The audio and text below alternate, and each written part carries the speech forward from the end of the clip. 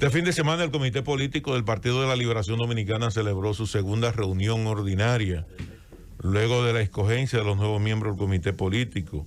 Estamos hablando de 47 miembros del Comité Político, en un ejercicio democrático con una dinámica extraordinaria, porque ya se conocieron 10 informes y se aprobaron los 10 reglamentos emanados del Congreso, noveno Congreso José Joaquín Vidó Medina. Ahí se discutieron una serie de situaciones de orden político, tanto a nivel nacional como a nivel interno. Pero uno de los más importantes, porque fue tema de debate acá la semana pasada, en el marco de una entrevista interesantísima que le hicimos al exministro de Educación, Carlos Amarante Barret, y fue el planteamiento que él hizo. Él entendía de que el Partido de la Liberación Dominicana en esta etapa debía de involucrarse más en el fortalecimiento interno, en el crecimiento, en la multiplicación de sus organismos de base, y en la escogencia de lo que es el secretariado, que ya está fijo para el día 2 de mayo, la escogencia de todas las secretarías. Estamos hablando de unas 40 y tanto de secretarías, y en este momento hay una dinámica interna sumamente importante, interesante. Una gran cantidad de amigos y compañeros del partido están aspirando a ser secretarios de las distintas secretarías. Y por otro lado, también la escogencia de los presidentes a nivel municipales y a nivel provinciales, y obviamente la multiplicación de los comités intermedios, porque hay comités intermedios que sobrepasan la cantidad de organismos de base, y a partir de ahí entonces iniciar un proceso de crecimiento. Entiendo que tiene sentido y tiene lógica el planteamiento hecho por Carlos Amarante Barret, toda vez que el Partido de la Liberación Dominicana no hace 8 meses que sale de un proceso electoral en el cual todavía están pendientes una serie de discusiones internas sobre las causas y las razones y las consecuencias que provocaron la derrota del Partido de la Liberación Dominicana, que aunque ya hay un diagnóstico establecido, todo el mundo lo ha definido, pero ciertamente todavía el nuevo comité político no se ha abocado a conocer y a discutir internamente este evento político del año pasado, donde no solamente se suspendieron las elecciones, un evento político que se arrastra desde el proceso convencional interno del día 9 de octubre del 2019, la división del Partido de la Liberación Dominicana y la salida de importantes cuadros del PLD para formar otra organización política. Entonces, todo es un proceso que obviamente hay que discutirlo, y este comité político no se ha abocado a discutir eso, y antes de discutir eso, entonces aprobó no la apertura de una campaña, sino que permitió que los aspirantes pudieran hacer contacto y reuniones permanentes con la dirección política del Partido de la Liberación Dominicana. Esto tiene una ventaja, obviamente, porque le da una dinámica al PLD. Por un lado, coloca un PLD en la calle. Estamos hablando de unos 6 o 7 liderazgos, aparte del liderazgo del secretario general Charlie Mariotti y aparte del liderazgo del presidente Danilo Medina. Estamos hablando de candidatos presidenciales o de precandidatos presidenciales, del liderazgo del nivel de Gonzalo Castillo. Estamos hablando de la doctora Margarita Cedeño de Fernández. Hablamos de Abel Martínez Durán, actual alcalde de Santiago y también aspirante a la nominación presidencial. Francisco Domínguez Brito, Carlos Amarante Barret, Andrés Navarro, Marisa Hernández, entre otros, y lo que puedan surgir. Y obviamente que eso te va a crear un nivel de dinámica a lo interno del Partido de la Liberación Dominicana, porque cada uno de ellos inicia un proceso de conformación de equipo. El peligro de esto está en que... Pero perdóname que te interrumpa, Felipe. Romero Sánchez, descendiente directo de uno de los 3 próceres de la separación, pero Duarte no estaba aquí, estaba en el exilio. Regresa el día 15 de marzo.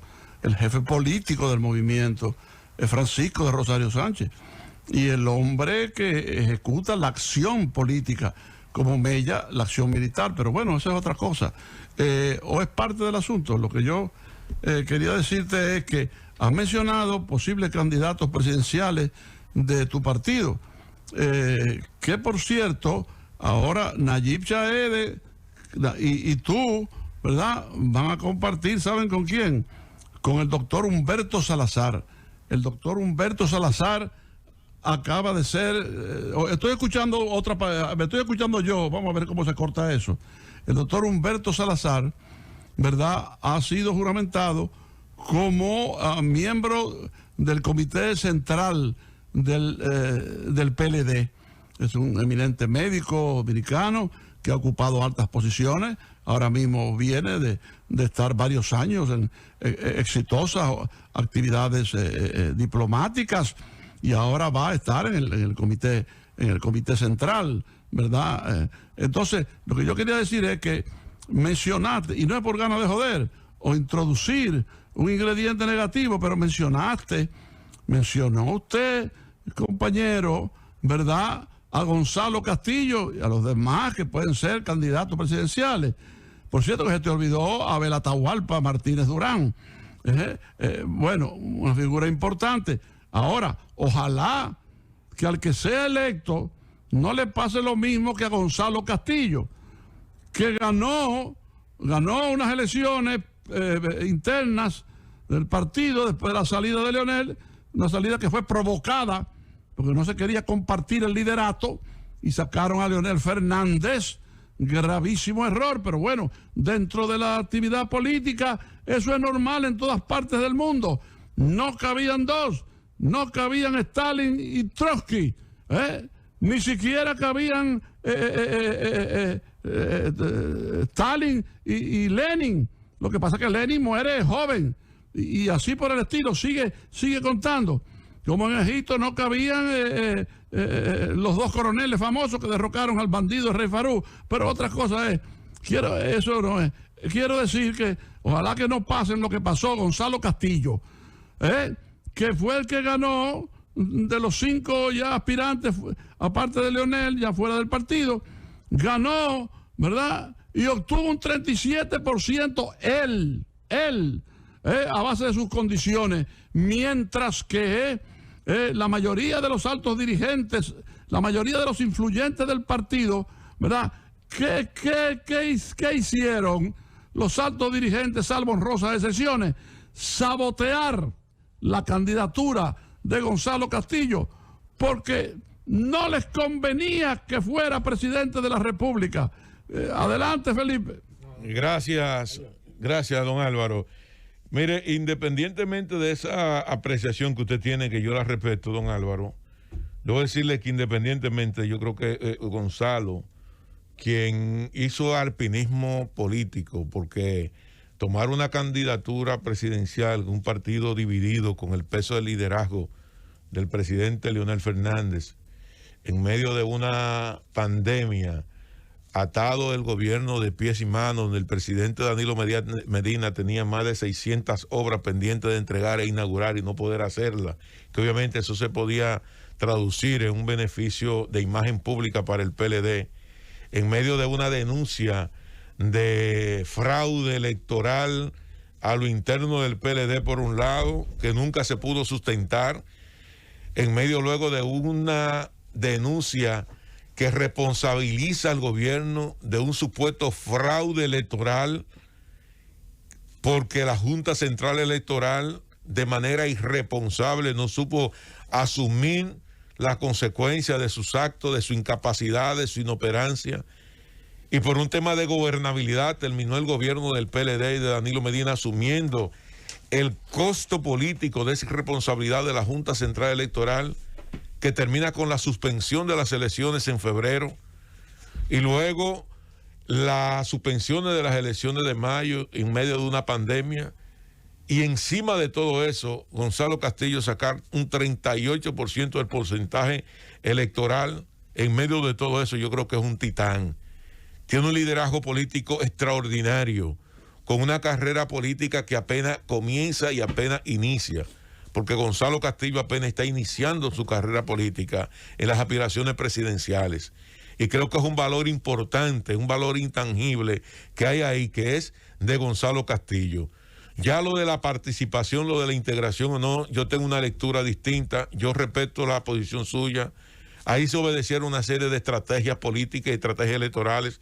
Todo eso se manejó con estudios, con levantamiento, y habían personajes del gobierno que más que sumarle a Gonzalo Castillo lo que hacía era que le restaban a Gonzalo Castillo.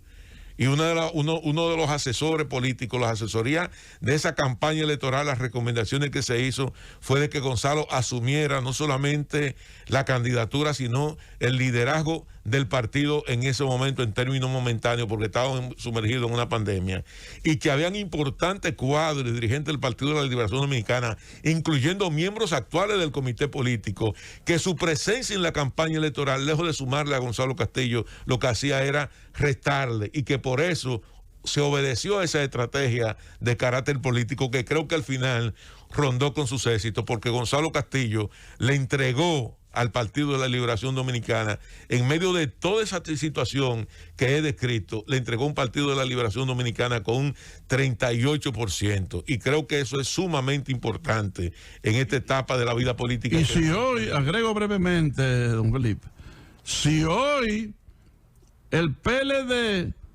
es uno de los dos partidos mayoritarios y el único partido mayoritario de la oposición, después de la correcta, acertada y justa decisión de la Junta Central Electoral, ¿verdad?, que se está manejando de manera muy correcta, sobre todo el doctor Román Jaques Liriano, debo decirte, o por lo menos debo opinar, que el PLD tiene esa posición mayoritaria en la oposición y segunda después del PRM, gracias a ese 38% de Gonzalo Castillo obtenido por él con la oposición de muchos dirigentes del partido.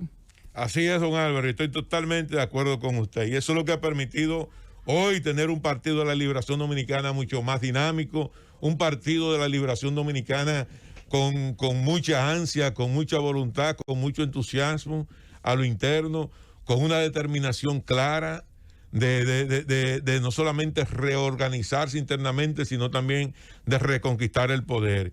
Y es en ese escenario que se desarrolla la reunión del Comité Político, la segunda reunión del Comité Político del Partido de la Liberación Dominicana, luego de su escogencia. Entonces, se determinó permitirle a los candidatos presidenciales iniciar un proceso de acercamiento con las bases y de encuentro permanente con la dirigencia del Partido de la Liberación Dominicana. Ahora, yo tengo mis reservas con respecto a eso. Y lo tengo porque hay un paralelismo de dualidad de trabajo de funciones. Hay dirigentes políticos dentro del PLD que tienen funciones institucionales. Y habría que ver entonces cómo usted puede separar lo que es el desarrollo de sus actividades institucionales frente al desarrollo de las actividades proselitistas internas. Y creo o pensé que podría el PLD verse dado un poquito de tiempo más a esperar la conclusión de este proceso reorganizativo para permitir que una vez ya definido todo lo que es la vida institucional del Partido de la Liberación Dominicana, que a partir de ahí se pudiese iniciar. Pero como la dirección política tomó esa decisión, ahora va a depender de la prudencia, va a depender mucho de la inteligencia política y de la inteligencia emocional de cada uno de estos precandidatos, bajo el entendido de que nadie individualmente puede ganar unas elecciones, que lo más importante en estos momentos es mantener no solamente la unidad interna del Partido de la Liberación Dominicana, sino también crear puentes de plata con los sectores políticos y sociales que tradicionalmente han estado vinculados al Partido de la Liberación Dominicana como un mecanismo del inicio de la conformación y la construcción de una mayoría opositora que permita al Partido de la Liberación Dominicana con el candidato que salga, no Felipe, importa quién salga. Puedo decir así, además, bueno, además lo tienes tú, todo lo demás. Bueno, quería decirte que el candidato presidencial del PLD le espera una tarea muy difícil, precisamente por lo que he dicho, de los problemas que tiene, ¿verdad?, de sabotear candidatos. Bueno, pero también hay otra cosa. ¿Tú te imaginas lo que es tú enfrentar, por ejemplo, a Luis Abinader? Luis Abinader va detrás con grandes posibilidades de un segundo periodo. Él ahora mismo no está en eso. Está trabajando y trabajando de manera eficiente. Es el presidente trabajador, ¿verdad? Y está trabajando en beneficio del país. Sí, pero todo eso todo eso es una suma, todo eso se va sumando a los logros de un hombre que buscaría un segundo periodo, como sería normal en este país y en el mundo entero, porque hasta la primera potencia del mundo, la primera democracia del mundo, ¿verdad?, símbolo en ese aspecto y en otros también, esa democracia que se llama Estados Unidos de América tiene los dos periodos, o sea, y es muy difícil perder un segundo periodo, ¿verdad? Como lo perdió ahora por su mala cabeza este canalla. Pero bueno, lo que quiero decir es que es normal eso. Entonces, enfrentarse al candidato presidencial del partido de gobierno después de un gran trabajo en beneficio del país no es una pendejadita, pero las cosas no se quedan ahí. Habría que enfrentarse, el candidato del PLD tendría que enfrentarse al doctor Leonel Fernández, que es un líder de primerísima categoría. No es una pendejadita que el partido, el cosa del pueblo, yo no creo en eso, del partido del pueblo ni nada de eso. Yo lo que creo es en el liderato de Leonel Fernández, que vale más que cualquier partido en sentido general. Bueno, entonces Leonel Fernández sigue creciendo y seguirá creciendo. Yo creo que, claro, las cartas políticas están ampliamente a favor de Luis Abinader, pero el candidato del PLD no puede dejar de lado la fuerza de Luis Abinader y, en segundo lugar, la fuerza de Leonel Fernández. Lo importante de todo esto, don Álvaro, es que ya el Partido de la Liberación Dominicana se enfrentó a Luis Abinader y se enfrentó a Leonel Fernández, obviamente con la diferencia de que ambos estaban en la oposición y que el PLD era el partido de gobierno. El escenario, lo único que cambia del escenario del año, de cara al año 2024, porque todo el mundo sabe que Luis Abinader va a reelegirse y todo el mundo sabe que Leonel Fernández va a ser el candidato a repostularse. Lo que nadie sabe es quién va a ser el candidato del Partido de la Liberación Dominicana, con los cuales ellos dos se van a enfrentar. Y esa es la ventaja comparativa que tiene el Partido de la Liberación Dominicana de cara a los procesos políticos que vienen en el futuro. Luis Abinader puede ganar o puede perder las elecciones, porque eso va a depender del éxito de su gobierno y de la capacidad del manejo de esta crisis sanitaria que ha provocado un real deterioro del nivel de vida de los dominicanos, pérdida de empleo, pérdida de riqueza, pérdida de industria y quiebre de comercio.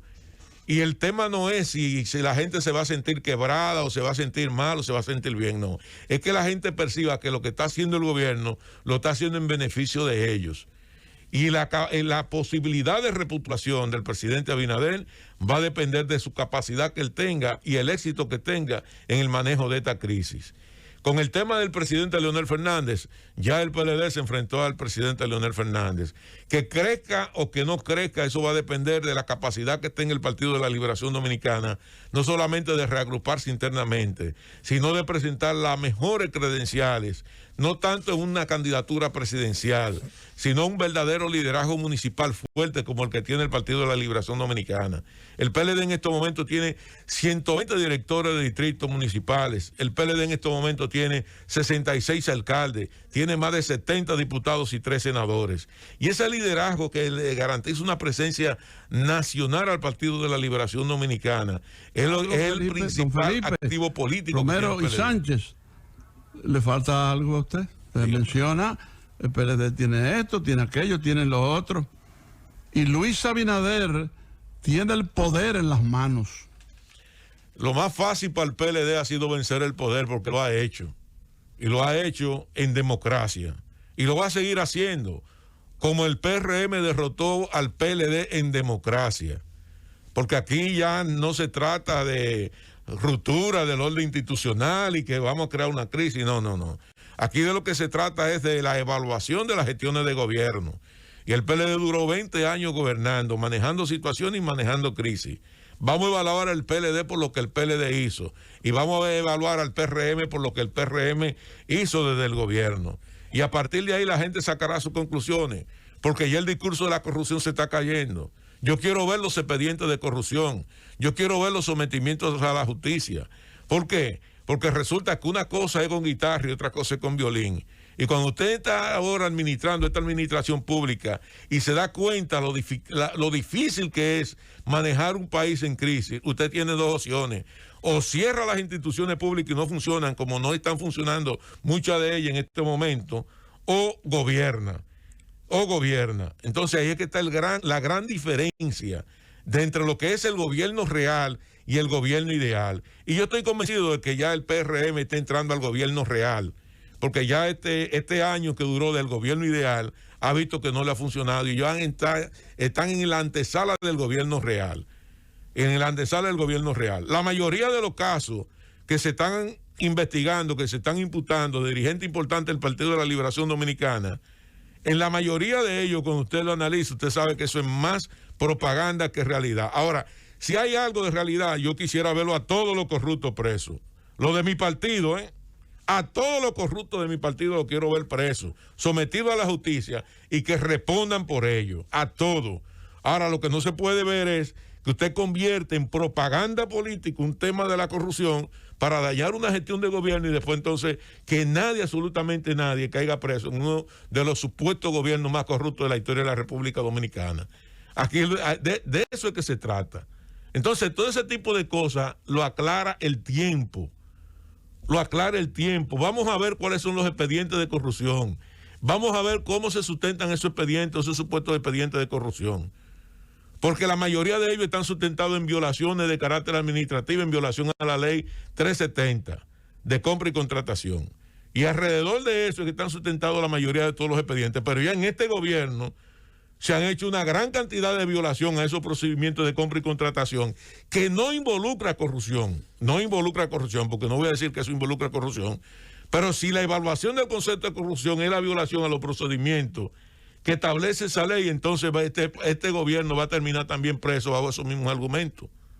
Y el mejor ejemplo es el caso de Tony Peñaguaba. Tony Peñaguaba violó la ley 340. ¿Se cogió Tony Peñaguaba esos 100 millones de pesos? Obviamente que no. Ahora, el procedimiento que utilizó fue incorrecto y violatorio a la ley. Y eso ocurre permanentemente, porque usted está administrando un país en situaciones de crisis, un país con precariedad. O modificamos la ley, o hacemos cumplir la ley, o convertimos esa ley de compra y contratación en una ley que penalice la violación, no en términos administrativos, sino en términos de un delito penal, para que la gente vaya directamente a la cárcel. Ahora, lo que nosotros no podemos hacer aquí de manera irresponsable es decir que por el hecho de que el Gabinete de Política Social en un momento determinado violó algunos parámetros de la ley de compra y contratación, ahí hubo corrupción, porque estoy convencido que no hubo corrupción. Ahí pudo haber privilegio, pero no corrupción. Y de eso es que se trata. Ahora, todo eso lo va a aclarar el tiempo. Y cuando transcurran estos 40 meses que queden y no haya un solo preso por corrupción, la gente se va a dar cuenta que todo eso no fue más que noticia falsa montada para sacar a un gobierno del poder basado en mentiras. Eso es lo que va a ocurrir, don Álvaro, y la gente va a hacer sus comparaciones. Y a mí no me cabe la menor duda. Ahora, el PLD tiene que entender el momento y tiene que enviar una señal clara de unidad y una señal clara de determinación que internamente está unificado alrededor de su proyecto presidencial. Ahora, mira, yo no quiero entrar en el asunto de la corrupción. Nunca he entrado en eso, ni quiero entrar ahora.